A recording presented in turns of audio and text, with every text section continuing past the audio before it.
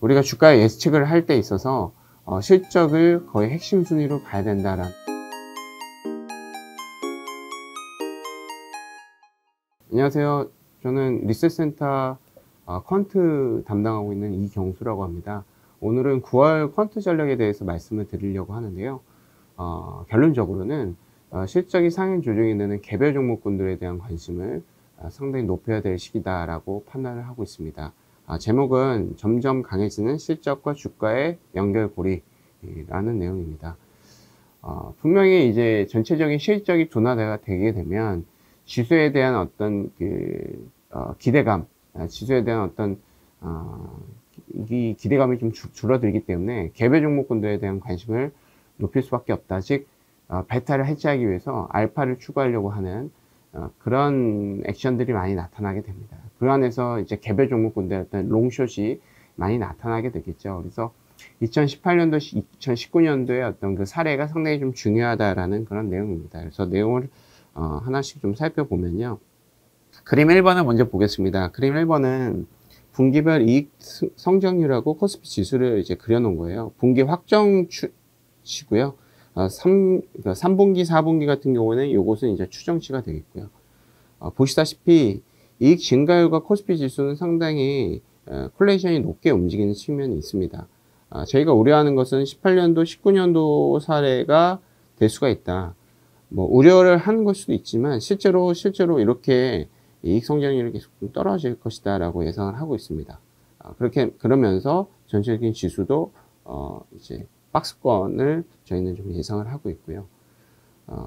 그렇기 때문에 이제 2018년도, 19년도에 어떤 성향, 시장에 어떤 성향이 일어났는지에 대해서 우리가 관심을 가져야 됩니다. 그리고 지금 3분기라든지 4분기 실적 추정치도 같이 좀 하향 조정이 되고 있기 때문에 이 전망치는 조금 더 하향 조정이 될 가능성이 높다. 이렇게 이해를 하시면 될 것 같습니다. 그래서 올해 이익 성장률은 마이너스 6% 정도로 컨센서스가 떨어졌고 내년은 사실은 플러스 5%로 예상이 되고는 있지만 요정 추정치가 지금 기준으로 봤을 때는 조금 애널리스트의 낙관적인 편향을 고려를 했을 때는 이게 분명히 떨어질 수밖에 없다는 측면에서 저는 2년 연속 역성장이 되지 않을까라고 우려를 하고 있습니다.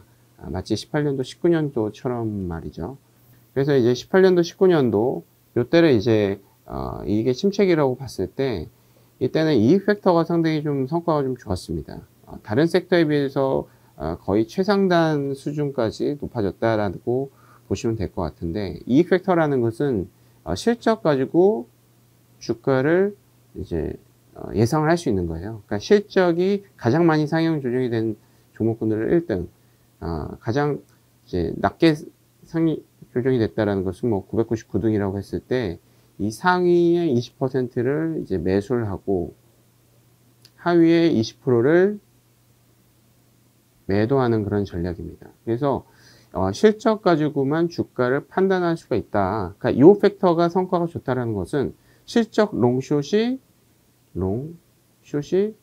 주가가 높았다라는 얘기잖아요. 그러면 지금 실적의 어떤 어떻게 보면 주가의 키는 실적이 있다라고 우리가 생각을 할 수가 있는 것이죠. 그래서 18년도, 19년도는 실적 관련한 팩터들이 성과가 상당히 좀 좋았다. 좀 전에 말씀드렸다시피 전체적으로 대형주의 실적이 좋지 않기 때문에 중소형주로 넘어갔을 수도 있고 대형주의 실적에 대해서 어떤 우려가 됐기 때문에 지수에 대한 우려 이런 것들은 베타를 해지하려는 알파 플레이 상대 초과 수익률을 얻기 위해서 개별 종목군들에 대한 투자를 했는데 그거를 하기 위한 가장 핵심 팩터는 실적이었다라는 그런 내용입니다. 그리고 조금 디테일하게 보면 실적이 1개월 상향 조정이 됐느냐 3개월 상향 조정이 됐느냐 근데 1개월하고 3개월이 같이 상향 조정이 됐을 때 즉 1개월이라는 의미는 지금으로부터 1개월 전 대비 현재 실적이 상향 조정이 된 여부입니다.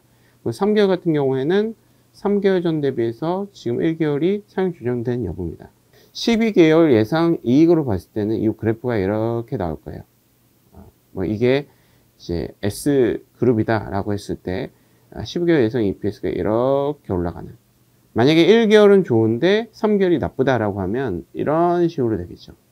근데 3개월이 좋은데 1개월이 나쁘다 그러면 이런 식으로 되겠죠. 그래서 이렇게 실적이 들쑥날쑥하게 되는 그 변동성을 보이는 그런 종목군들보다는 꾸준하게 이렇게 우상향 곡선, 실적 상향의 연속성이 일어나는 그런 종목군들에 대해서 상당히 주가가 좀 좋았다라고 보시면 될 것 같습니다. 그리고 이런 이 스킴은, 투자 스킴은 비단 18, 19년도 우리가 역성장을 보였던 그런 두 개의 시즌, 요때뿐만 아니라 2010년도부터 현재까지 계속 우리가 트레이딩을 한다라고 했을 때 연평균 한 20%의 성과를 얻을 수가 있었다.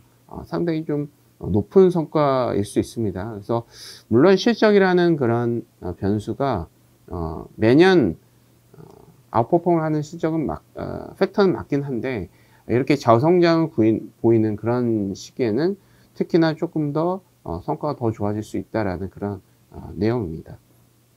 추가적으로 조금 더 본다면 그림 5번 보시다시피 글로벌하고 한국의 EPS 추이를 좀 그려놨습니다. 한국은 글로벌 대비해서 조금 더 낮은 실적 하향 조정폭을 좀 보이고 있다는 측면이 부각이 됩니다. 그리고 지금 달러 인덱스라든지 EMBI 지수, 요게 올라가게 되면 글로벌적으로 보면 안전 선호가 일어난다. 그러니까 한국 증시에 좋지가 않겠죠. 그러니까 주가라는 것이 EPS, PER, 요거는 실적에 대한 영역이 되겠고요. 요거는 센티먼트의 영역이 되겠습니다.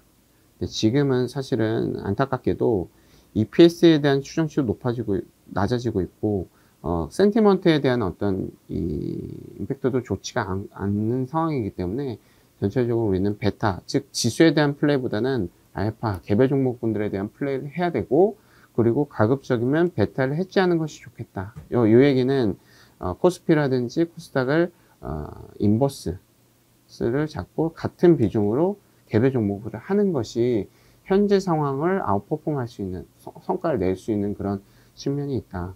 이 베타에 대해서 해지를 하지 않게 되면 이 개별 종목군들에 대한 절대 수익이 낮아질 수가 있는 거죠. 좀 전에 말씀드렸다시피 이 이익 모멘텀 팩터는 롱숏이거든요. 롱숏. 그렇기 때문에 우리가 개별 종목군들을 숏을 하지 못한다라고 했을 때는 지수, 베타에 대해서 해지를 해놓고, 숏을 해놓고 개별 종목군들에 대해서 투자를 하는 편이 현재 좀 맞을 수가 있겠다. 그냥 한마디로 초대형주, 뭐 삼성전자라든지 뭐 하이닉스라든지 이런 전체적인 대형주를 조금 이것을 아웃퍼폼 할 수 있는 대상을 찾는 그런 전략이 되겠습니다. 그리고 뭐 최근에도 뭐 실적 관련한 팩터들이 성과가 상당히 좀 좋아지고 있고, 그림 8번 보시면 지금 전 종목군들, 컨센서스가 있는 전 종목군들의 OP 변화, 즉 컨센서스의 3개월 변화율과 최근 주가 3개월의 변화율을 봤을 때 상당히 리니어하게 우상향 곡선을 그리는 모습을 관찰이 됩니다. 그러니까 이거를 이제 Y축, X축이라고 한다면 우리가 주가를 예측할 때 있어서 이 실적의 변화를 우리가 예상을 할 수 있어야 주가도 예상을 할 수가 있겠다. 즉 실적이 좋아지는 종목군들에 대해서 관심을 가져야 된다라는 내용입니다. 그렇기 때문에 저희가 이제 퀀트 기준으로 컨센서스의 변화를 우리가 좀 체크를 해봤습니다.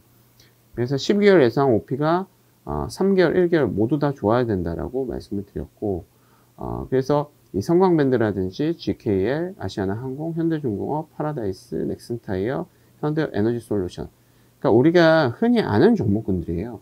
이 퀀트 전략 같은 경우에는 사실은 애널리스트의 어떤 추정치를 우리가 집계를 하고 통계치를 내서 컨센서스를 보는 거기 때문에 사실은 개별 이제 커버가 되지 않은 너무 소형주라든지 이런 종목군들에 대해서는 사실 저희의 유니버스 투자 대상이 아니다, 이렇게 보시면 될 것 같고요. 그렇기 때문에 저희는 우리가 알고 있는, 우리가 뭐 잘은 알지 못하지만 그래도 흔하다고 할 수 있는 그런 종목군들이, 그리고 그들 종목군들이 엄청나게 컨센서스가 상향 조정이 됐다, 빅 무버가 일어났다라는 측면을 우리가 주가 측면으로 갖다 대는 겁니다.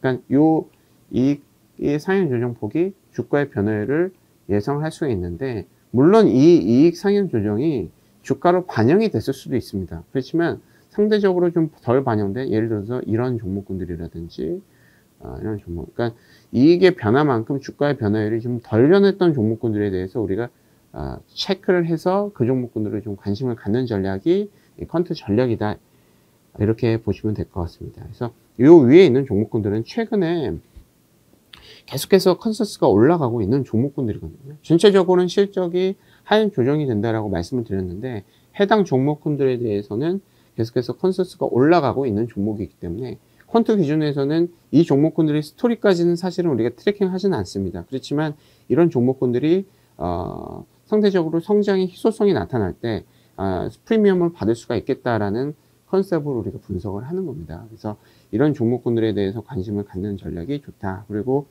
실적 상향 종목군들이 몇 안 되지만 이것이 이제 가장 상향 조정이 되는 그런 종목군들, 그리고 그 다음에 이제 상향 조정이 되는 종목군들. 그래서 이쪽 종목군들에 대해서는 우리가 물론 이제 우리가 모두 다 퀀트가 아니기 때문에 버텀업 기준으로 혹은 리포트 기준으로도 우리가 한번 살펴보면서 리서치를 해보면 좋은 기회가 되지 않을까 이렇게 생각을 하고 있습니다. 그래서 퀀트 전략에 대해서 지금까지 좀 말씀을 드렸고요. 시청해 주셔서 감사합니다.